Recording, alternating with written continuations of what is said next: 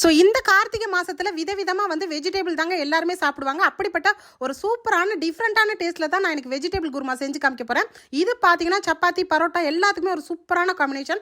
White rice கூட தாராளமாக நீங்கள் எடுத்துக்கலாம். இது பார்த்தீங்கன்னா வித்தியாசமாகவும் செஞ்சுருக்கேன், அதே டைம் டேஸ்ட் வந்து அல்டிமேட்டாக இருக்குன்னு தான் சொல்லணும். ஸோ வாங்க இவ்வளோ சூப்பரான வெஜிடபிள் குருமாவை எப்படி வந்து வித்தியாசமான மசாலா சேர்த்து செய்யலான்றதை பார்த்துலாம் வாங்க. ஸோ இது வந்து இப்போ கார்த்திகை மாதம் நம்ம தொடங்கி இருக்கிறதுனால நிறையவே வந்து வெஜிடபிள்ஸில் விதவிதமாக செய்வீங்க. ஸோ இந்த மாதிரி ட்ரை பண்ணி பாருங்கள். இப்போ இதுக்கு வந்து பட்டாணி வந்து ஒரு 100 கிராம் எடுத்துக்கலாங்க. இதில் ஒரே ஒரு உருளைக்கிழங்கு போட்டு நல்லா வந்து இது நைட்டே நான் ஊற வச்ச பட்டாணி, இதை வந்து ஒரு 3 விசிலுக்கு வேக வச்சுக்கலாம். இப்போ உருளைக்கிழங்கும் பட்டாணியும் வேகிறதுக்குள்ள நம்ம வெஜிடபிள்ஸ் எல்லாம் கட் பண்ணி எடுத்துடலாம். இது 3 விசில் வெந்ததுக்கப்புறம் நம்ம உருளைக்கிழங்கு பொடிசாக கட் பண்ணிக்கலாம். ஸோ நான் இப்போ செய்யக்கூடிய குருமாவோட அந்த மசாலா தாங்க டேஸ்ட்டாக இருக்கும். இதுக்கு வந்து பேன் வச்சு குக்கிங் ஆயில் சேர்த்ததுக்கப்புறம் அதுக்கப்புறம் சோம்பு சேர்த்துக்கோங்க. சோம்பு வந்து வெடிச்சதுக்கப்புறம் இஞ்சி ஒரு பீஸும் பூண்டு வந்து ஒரு 3 பல் வந்து 2 கட் பண்ணி இதில் சேர்த்துக்கலாங்க. இது எல்லாமே வந்து நல்லா பொரியட்டும். அதுக்கப்புறம் வந்து ஒரு 4 பச்சை மிளகாய் வந்து சேர்த்துக்கலாம். முந்திரி பருப்பு வந்து ஒரு 4-5 முந்திரி பருப்பு சேர்த்ததுக்கப்புறம் கசகசா வந்து ஒரு அரை ஸ்பூன் வந்து மிளகு சேர்த்துக்கங்க. பொட்டுக்கடலை வந்து ஒரு 3 ஸ்பூன்லேருந்து 4 ஸ்பூன் வரைக்கும் சின்ன ஸ்பூனாக இருந்தால் சேர்த்துக்கலாங்க. இது எல்லாம் வந்து நல்லா பொரியட்டும். இதே வந்து ஒரு நல்ல ஃப்ளேவர் கொடுக்குங்க. நல்லா கமகமன்னு வாசனை வரும். அரை மூடி தேங்காயில் போட்டு நல்லா வதக்கிட்டு ஆற வச்சு தண்ணி ஊற்றி ஃபைன் பேஸ்ட்டாக அரைச்சி எடுத்துக்கலாம். ஸோ இந்த மசாலா தாங்க ரொம்ப ரொம்ப சூப்பரான மசாலா. இப்போ நம்ம பேன் வச்சு குக்கிங் ஆயில் அதே மாதிரி ஒரு 2-3 ஸ்பூன் சேர்த்துட்டு பட்டை அதாவது சோம்பு சேர்த்துக்கோங்க. பிரியாணி இலை சேர்த்துட்டு 1 கப்பு வெங்காயம் நீங்கள் சேர்த்துக்கோங்க. சின்ன வெங்காயம் பெரிய வெங்காயம் எதுவாக இருந்தாலும் சேர்த்துக்கலாம். சின்ன வெங்காயம் போட்டால் டேஸ்ட் அதிகமாக இருக்குங்க. இப்போ கருவேப்பிலை ஃப்ரெஷ்ஷாக போட்டு ஒரு 3 தக்காளி பழம் 2 வந்து கட் பண்ணி இதில் சேர்த்துக்கலாம். இப்போ இதில் வந்து பீன்ஸ் வந்து ஒரு 50 கிராம் அளவு மெலிசா கட் பண்ணி சேர்த்துக்கலாம். 50 கிராம் வந்து கேரட் சேர்த்துக்கங்க.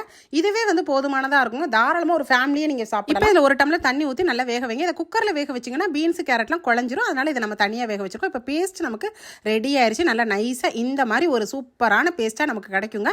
இப்போ இது எல்லாமே நல்லா வெந்ததுக்கப்புறம் இதில் போடக்கூடிய மசாலா பொருள் ரொம்ப ரொம்ப முக்கியம். 1 ஸ்பூன் தனி மிளகாய் தூள், 1 ஸ்பூன் குழம்பு மிளகாய் தூள், 1 ஸ்பூன் வந்து கரம் மசாலா இல்லாட்டி கறி மசாலா சேர்த்துக்காங்க. ஸோ இது 2 இல்லாட்டி மட்டன் மசாலா கூட 1 ஸ்பூன் ஆட் பண்ணிக்கலாம். இது வந்து ஒரு நல்ல ஃப்ளேவர் கொடுக்கும். இப்போ நம்ம வேக வச்சிருக்க உருளைக்கிழங்கையும் பட்டாணியும் இதோட ஆட் பண்ணிக்கோங்க. லேசாக கொதி வரட்டும். ஏன்னா ஓவரால் வந்து அதை நம்ம வேக வச்சிருக்கோம். இப்போ 1 ஸ்பூன் வந்து உப்பு சேர்த்துக்கலாம். உப்பு சேர்த்துட்டு லைட்டாக ஒரு கொதி வந்ததுக்கப்புறம் நம்ம அரைச்ச பேஸ்ட்டை வந்து இதோட நம்ம சேர்க்க போகிறோங்க. சேர்க்கும் போது அப்படி கமன்னு வாசனை வந்து ரொம்ப ரொம்ப சூப்பராக இருக்கும். இது பார்த்தீங்கன்னா இந்த கார்த்திகை மாதத்தில் அதாவது நான்வெஜ் சாப்பிடாதவங்க இந்த குருமா வச்சு சாப்பிடலாம். ரொம்ப ரொம்ப டேஸ்ட்டாகவும் இருக்கும். எல்லாத்துக்குமே சூப்பராக வந்து சப்பாத்தி பரோட்டா எல்லாத்துக்குமே செம்ம காம்பினேஷனாக இருக்குங்க. இப்போ வந்து நல்லா கொதி வந்ததுக்கப்புறம் கடைசி அந்த வெஜ் குருமா இன்னும் டேஸ்ட் கொடுக்கறதுக்காக நம்ம சோயா வந்து ஒரு 5-6 சோயா வந்து ஊற வச்சு 2 பீஸா வந்து இதில் சேர்த்துருக்கேங்க. இது வந்து மீல் மேக்கர்னு சொல்லுவாங்க. இதை வந்து நீங்கள் ஆட் பண்ணிங்கன்னா இன்னும் வந்து குருமா வந்து செம்ம டேஸ்ட்டாக இருக்கும். இப்போ ஃபைனலாக வந்து நம்ம கொத்தமல்லி தலைகளை தூவி இறக்கி பரிமாற வேண்டியதாங்க. நான் எங்கள் வீட்டில் இன்னைக்கு மழை காலத்துக்கு ரொம்ப சுட சூப்பரான வெஜ் குருமா வச்சேன். எத்தனை சப்பாத்தி வேணாலும் எங்கள் பசங்க ரொம்ப ரொம்ப லைக் பண்ணி சாப்பிட்டாங்க. ஸோ நீங்களும் இதே மெத்தடில் மசாலா அரைச்சி இதே மாதிரி ஒரு சூப்பரான அல்டிமேட்டான வெஜ் குருமா வந்து செஞ்சு பாருங்க. இப்போ பாருங்க நமக்கு சூப்பராக இருக்கு. அப்படியே சேர்ந்தாப்புல வரணுங்க. அந்த மாதிரி ஒரு திக்கான இந்த கன்சிஸ்டன்சிலே நீங்கள் ஸ்டவ் ஆஃப் பண்ணி வச்சிருங்க. ஸோ இந்த மாதிரி இருந்தால் தான் வந்து சப்பாத்தி பரோட்டா எல்லாத்துக்குமே வந்து நம்ம அப்படியே தொட்டு சாப்பிடும் போது செம்ம டேஸ்ட்டாக இருக்கும். ஸோ இதில் கேரட் பீன்ஸ் மீல் மேக்கர் எல்லாமே நம்ம போட்டிருக்கிறதுனால மல்டி வெஜிடபிள்ஸாக வேற லெவல் டேஸ்ட்டில் இருக்குங்க. ஸோ நான் இன்னைக்கு செஞ்சு காமிச்சிருக்கேன்.